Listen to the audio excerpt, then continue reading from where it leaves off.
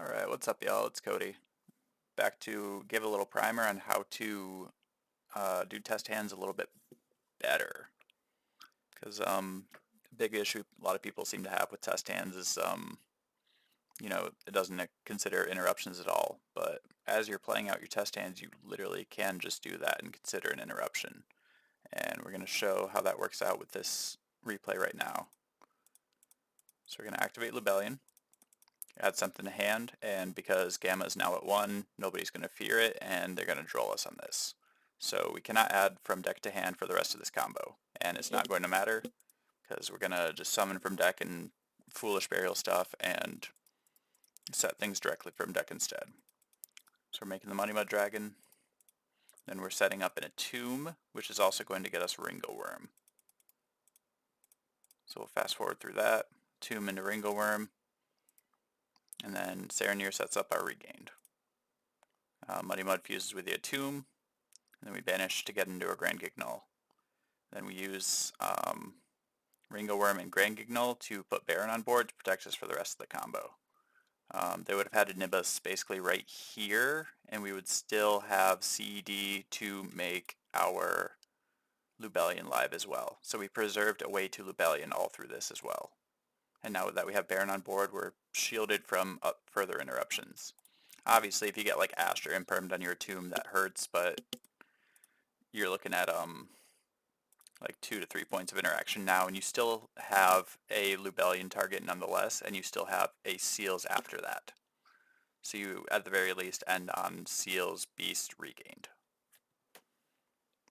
And that there is just considering all the most common hand trap options that people are playing. You know, we talked about Droll, we're looking at that right now. We talked about Nibiru and how we play around that, and we talk about Imperm and Ash.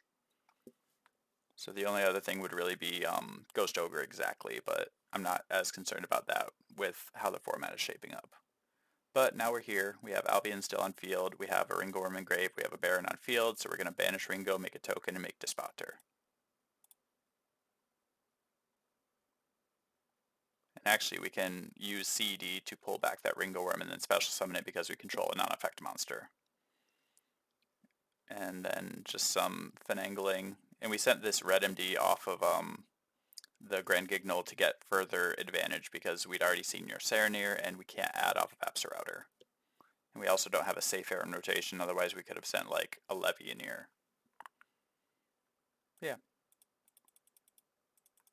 So then it's just a matter of making sure that our Magnamhut gets us value, and we could just use the CD and the Libellion here to make the seal, and then add the red MD instead, but then the Saronir is another point of interruption on our opponent's turn, so we opt for that instead.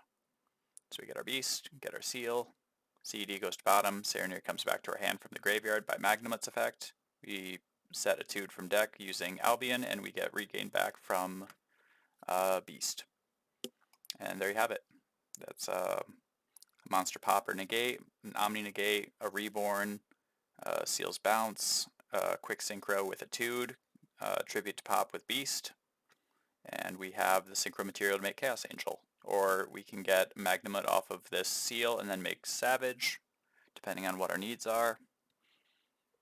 Or we can just get a Tracer and actually go into Savage that way as well. So we could instead just put Chaos Angel on board right now and then leverage that off of the seal instead, but I think this is the most comprehensive setup, I guess we could say. Anyway, yeah, real short one for you today, but I posted this up earlier today on the Facebook group and got some questions about, well, where's the Droll though? And there you go.